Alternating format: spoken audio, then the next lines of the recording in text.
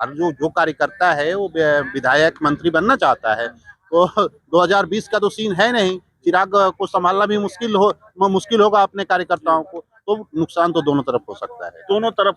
चिराग जो बाहर आकर बयान दे रहे हैं, और चिराग जब अंदर होते हैं, चाहे वो अमित शाह से मीटिंग कर रहे होते हैं या फिर जेपी नड्डा से मीटिंग कर, देखिए दो तरह की स्थितियां बनती हैं।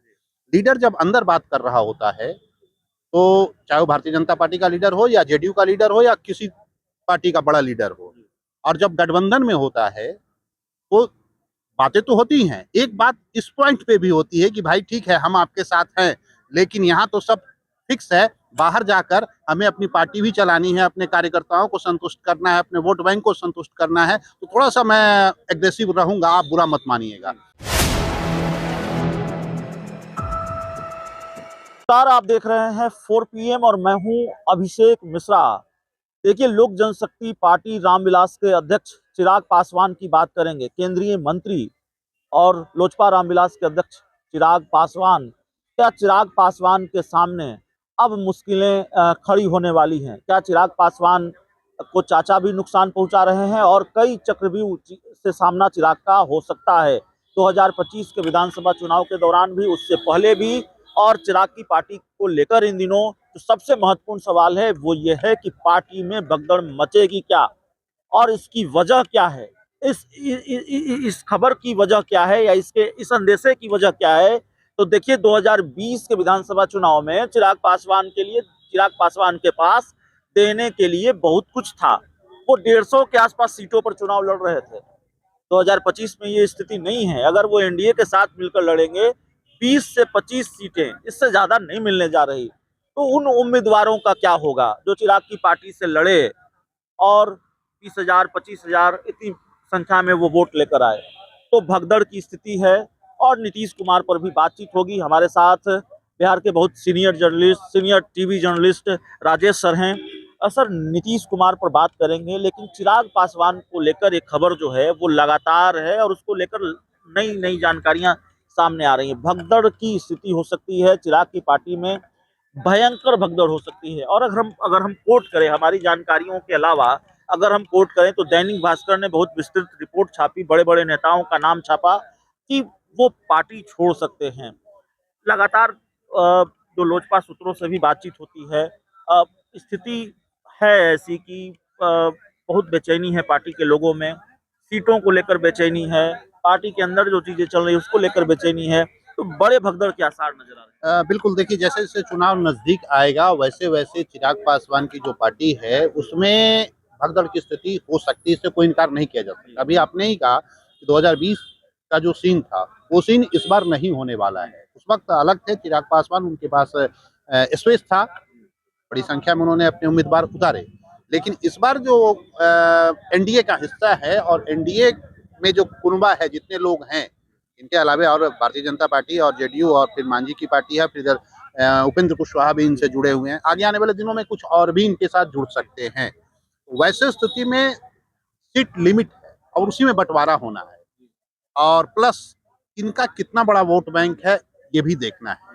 तो ये तो तय है कि 20 से 25 सीट जो आप बता रहे हैं, उससे ज्यादा, नहीं मिलेगी। 20 से भी ज्यादा मुश्किल है मिलना। क्यों नीतीश कुमार चाहेंगे कि चिराग पासवान किंग मेकर की भूमिका में हो 25 के बाद? नहीं, वो कभी नहीं चाहेंगे, वो कभी नहीं चाहेंगे। ठीक है, आज एनडीए का हिस्सा है चिराग पासवान, लेकिन नीतीश कुमार को आज भी इस बात की कसक है कि ये वही बंदा है जिसकी वजह से आज हमारी ये दुर्गति हुई है। आज वो 43 पे अटक गए हैं, वो उनको कसक है। लेकिन भारतीय जनता पार्टी और बिहार की सियासत इस तरह से घूमी है, मजबूरी में ही सही, वो आज उनके साथ हैं, बैठे हुए हैं, बगल की सीट शेयर कर रहे हैं। लेकिन उसके बाद ये तय मानिए कि नीतीश कुमार को ये कसक है। नीतीश कुमार कभी भी नहीं चाहेंगे कि ये आगे आने वाले दिनों में गेम जो है पूरी तरह से इनके हाथ में हो, चिराग के हाथ में, तो वो नहीं चाहेंगे। इसके अलावा वही नहीं, मांझी भी नहीं चाहेंगे, उपेंद्र कुशवाहा भी नहीं चाहेंगे। हर कोई जो पार्टी चला रहा है, हर पार्टी की अपनी उम्मीद है और उनके कार्यकर्ता हैं, उनको बांधे रखना है 5 साल तक, फिर टिकट भी देना है। तो चिराग पासवान के साथ जो बड़ी ख्वाहिश लेकर जो आए हुए हैं, वो ख्वाहिश मुझे नहीं लगता है कि चिराग पासवान पूरा कर पाएंगे। तो वैसी स्थिति में बड़ी संख्या में जो उनके कार्यकर्ता हैं, जो टिकट की उम्मीद लगा बैठे हैं, वो छोड़ेंगे। या हो सकता है वो छोड़कर उनके चाचा के साथ भी जा सकते हैं या कहीं और। चाचा का जिक्र आपने किया, चाचा भी इसी तैयारी में है कि चिराग पासवान जिन सीटों पर उम्मीदवार उतारे, अब तक उनके स्टैंड से ही लग रहा है कि बीजेपी से दुश्मनी मोल लेने की हिम्मत वो नहीं जुटा पा रहे हैं, या बीजेपी से दुश्मनी मोल लेने के मूड में वो नहीं है। चिराग पासवान से हिसाब किताब चुकता करने के मूड में है, और तैयारी इस बात की है कि जहां चिराग अपने उम्मीदवार उतारे वहां पासवान उम्मीदवार को उतार दीजिए। ये है, इस पर विचार हो रहा है। पारस गुट के जो तमाम बड़े लीडर हैं, अभी कुछ दिन पहले भी उन लोगों ने मीटिंग की है और लगातार मीटिंग का दौर जारी है। चाचा भी इतनी आसानी से, मतलब आप कह सकते हैं कि चिराग को स्पेस नहीं देने वाले हैं, तो 25 में वो इसका बदला ले सकते हैं, नंबर 1। नंबर 2, अब इन पूरी स्थिति को देखा जाए तो भारतीय जनता पार्टी ऊपर बैठा हुआ है, सबके आका वही है भारतीय जनता पार्टी। उसका शीर्ष नेतृत्व कैसे घुमाएगा उस पर डिपेंड करता है। लेकिन पारस गुट में ये हलचल है कि जहां जहां चिराग पासवान अपने कैंडिडेट खड़े करेंगे, खासकर पासवान कास्ट से, वहां अपना उम्मीदवार वो देंगे। लेकिन एक दूसरी भी प्लानिंग है, और वो प्लानिंग ये है कि पारस जी जो हैं, उनके निशाने पर चिराग के अलावा नीतीश कुमार भी होंगे, क्योंकि वो नहीं चाह रहे हैं। लेकिन भारतीय जनता पार्टी की अंदरूनी खबर है कि वो इस बार उनको भी टारगेट करेंगे। आप देख रहे हैं उनका जो बयान है, चिराग के साथ साथ वो टारगेट नीतीश कुमार को भी कर रहे हैं। और ये प्लान आप कह सकते हैं बीजेपी का प्लान है।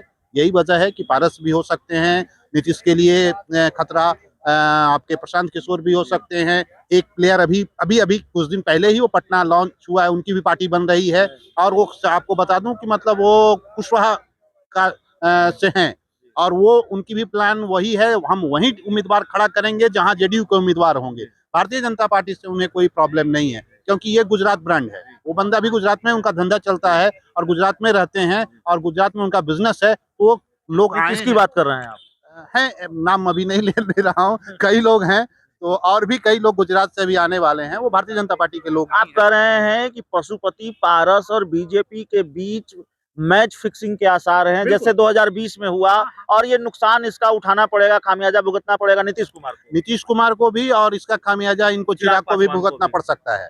अगर चिराग पासवान अभी से अपनी पूरी बिसात जो है सही तरीके से अगर कंट्रोल नहीं किए, क्योंकि महत्वाकांक्षा तो सबको है, और जो कार्यकर्ता है वो विधायक मंत्री बनना चाहता है, तो 2020 का तो सीन है नहीं। चिराग को संभालना भी मुश्किल होगा अपने कार्यकर्ताओं को, तो नुकसान तो दोनों तरफ हो सकता है। दोनों तरफ हो सकता है। और हालांकि चिराग पासवान ने भी बीजेपी को आंख दिखाया है हाल के दिनों में, वक्फ संशोधन अधिनियम बिल हो या कई दूसरे मुद्दे हों, चिराग पासवान तेवर दिखाते रहे हैं, और यहाँ तक कह दिया तो जरूरत पड़ेगी तो मंत्री पद को लात मार दूंगा। भारतीय जनता पार्टी के खिलाफ या भारतीय जनता पार्टी को लेकर सबसे ज्यादा आक्रामक कोई बयान रहा तो यही रहा कि भाई जरूरत पड़ेगी तो हम मंत्री पद को लात मार देंगे।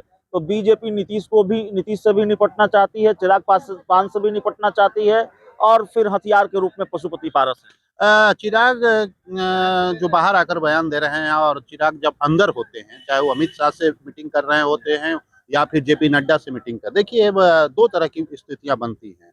लीडर जब अंदर बात कर रहा होता है, तो चाहे वो भारतीय जनता पार्टी का लीडर हो या जेडीयू का लीडर हो या किसी पार्टी का बड़ा लीडर हो, और जब गठबंधन में होता है तो बातें तो होती हैं। एक बात इस पॉइंट पे भी होती है कि भाई ठीक है, हम आपके साथ हैं, लेकिन यहाँ तो सब फिक्स है, बाहर जाकर हमें अपनी पार्टी भी चलानी है, अपने कार्यकर्ताओं को संतुष्ट करना है, अपने वोट बैंक को संतुष्ट करना है, तो थोड़ा सा मैं एग्रेसिव रहूंगा, आप बुरा मत मानिएगा। तो चिराग इस मॉडल पे काम करते हैं और कर रहे हैं, अंदर वो कुछ बाहर कुछ।